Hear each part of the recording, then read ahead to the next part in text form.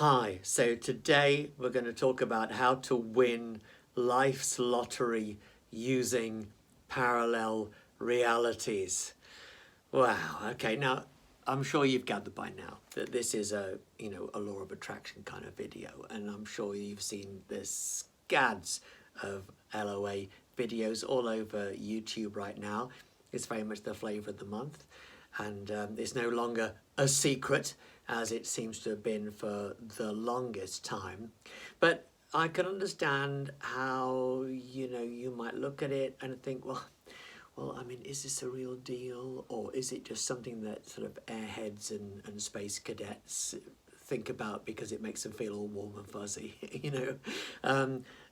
How much faith can you put in this? Because, yeah, I understand that question, because that question, we all think it, we all ask it, and we all wonder.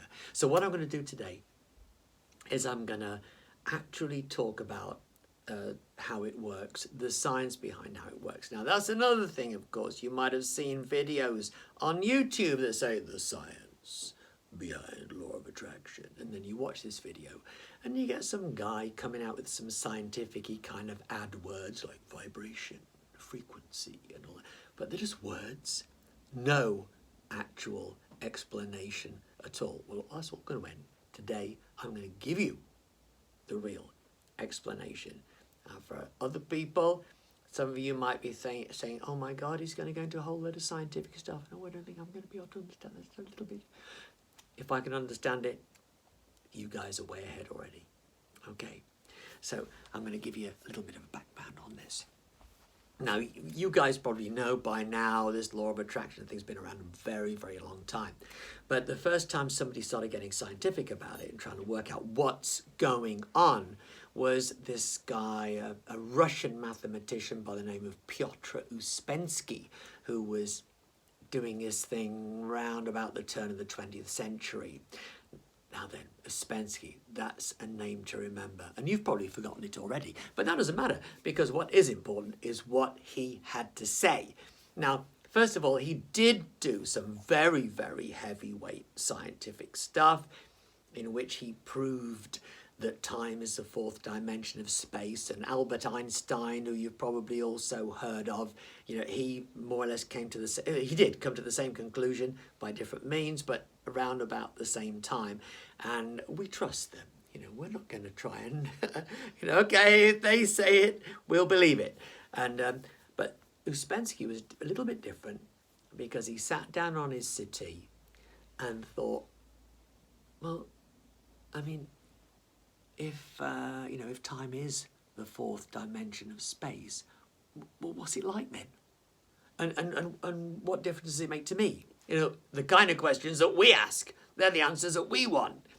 And he put a lot of thought and a lot of work into this.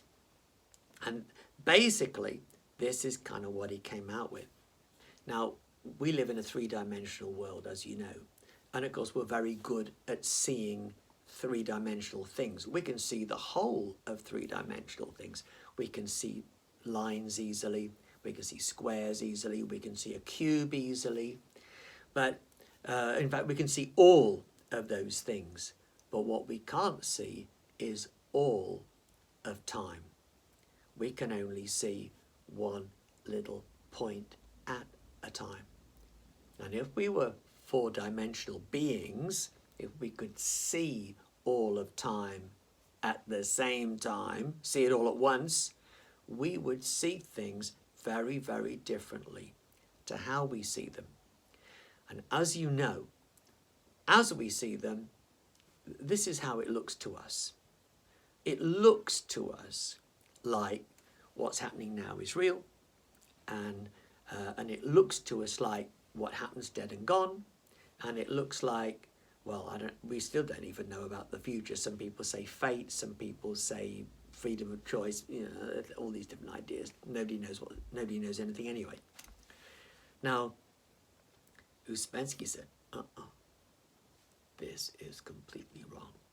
This is not, it might be how it looks, it's not how it is. And what happens is, when you can see in the fourth dimension of space, and wouldn't it be nice if we all could, what you see is that What's happening now is real. What happened before is real. It's not dead and gone. It's real, but it's a reality that we passed through and left behind. It's still there. And the future is a reality we just haven't got to yet. It's there. It's there already. But we just haven't got to it. Now, this is where it starts getting really kind of like heavy news, when he pointed out also that all the things that aren't happening to us right now, they all exist as well. And all the things that never happened to us exist. And all the things that never will happen to us exist. It's just that the best way to say it is they're just like places that we've never been. You know, all those different realities that didn't happen to us, they didn't happen to us because we didn't pass through them. We passed through that reality that we remember, that one that you went through. Okay? So this is where it all gets sort of pretty fabulous and exciting, because let's go back down to like ordinary day-to-day reality. You know, you're in your house and the doorbell rings and you think, oh, I'll go and answer the door. Now, you've thought, your thought goes to do that, and guess what? That's what you do. Well, you could think, oh, I'm not going to answer the door. And of course, that's what you do. And so basically, it's not just a matter of, oh, that's what happened. The thing was, those were realities that you, because there's all kinds of, there's a gazillion realities that could have happened. I mean, you could be about to open the door and you know, a bomb dropped and the whole thing went. Whatever. All these different gazillion, infinite number of realities exist, but we're choosing them. And we're choosing them with what we think. And that's what you hear in this law of attraction stuff. You get those Abraham Hicks videos or whatever. You know, she's talking about picturing, imagining how you want it to be. And that straight away tends to mean that you go towards that reality as opposed to going towards another reality. That's why this business of using your mind in this way actually works. Now, you know, I call this thing life's lottery, winning life's lottery, and that's definitely what that's about. But some of you, of course, I know are going to be thinking, what about the lottery? And I think that's an interesting one, because, you know, when people want to win the lottery, it's usually because they're dissatisfied with where their life is, and they want their life to be somewhere else, but they just don't know how the heck they're going to get there. And so they think, oh, I'll do the lottery. You know, then that'll change everything. Problem with that, of course, is it does change the amount of money in your bank account, that's for sure, but it doesn't change anything else. And that's why the majority of lottery winners within 2 years are even more broke than they were when they won it. So ask yourself, would you like to just win a whole bunch of money and then spend a whole bunch of money? Well, it's got an appeal, I guess, you know. Or would you just like to have a better life with all the things that you really, really want? And that's what we're trying to do here. So winning life's lottery. Yeah. How do we do it? It's all about picturing, visualizing the life that you want. Now, so you look at the life that you've got, and first of all, yeah, look at the things that you don't want. Maybe you haven't got a relationship, you do want a relationship. You haven't got any money, you do want money. You're living in this place, you want to be living somewhere else.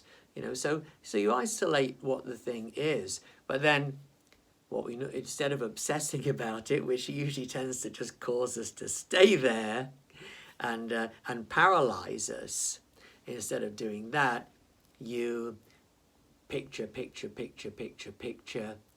and the kind of change that you want, the kind of situation you want to have.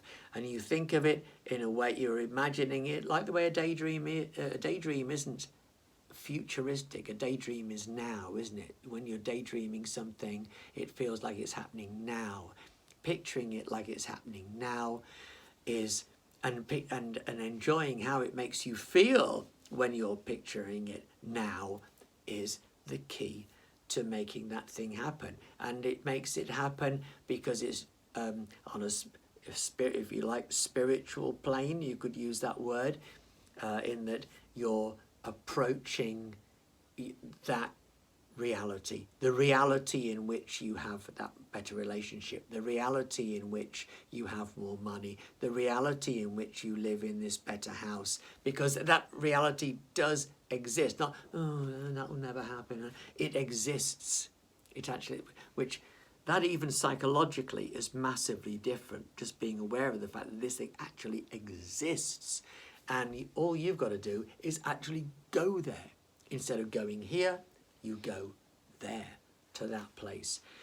What a fabulous feeling. Now, my final gift to you to help you manifest all of these things in your life is a song written and performed by me. And while you're listening to the music and really enjoying the whole thing, please like, subscribe, leave your comments, cue the music.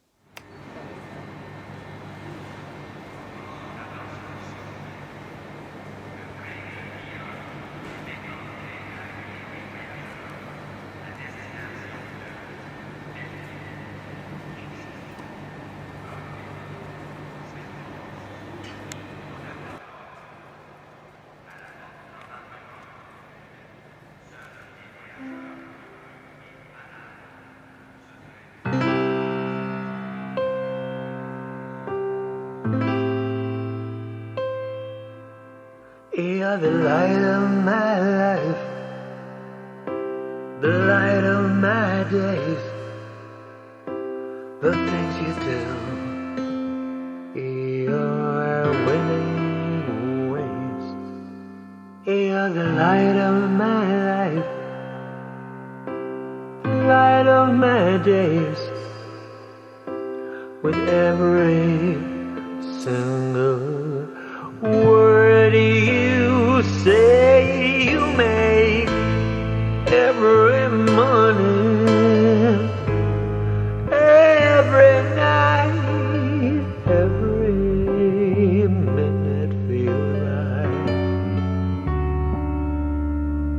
You're the light of my life, the light of my days.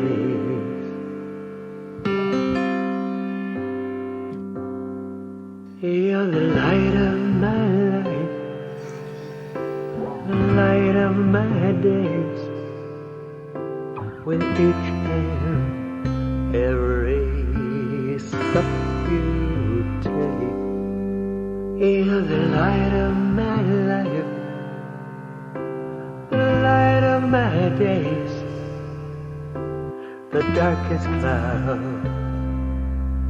I belong away with each and every smile you give. You show me the way to live.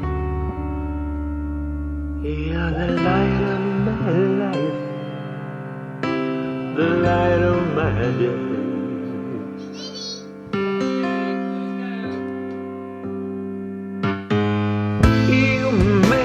Difference to how I feel, to what I've been breathing, what is real. You make the difference to my point of view, to everything I say and all I do. You're the light of my life,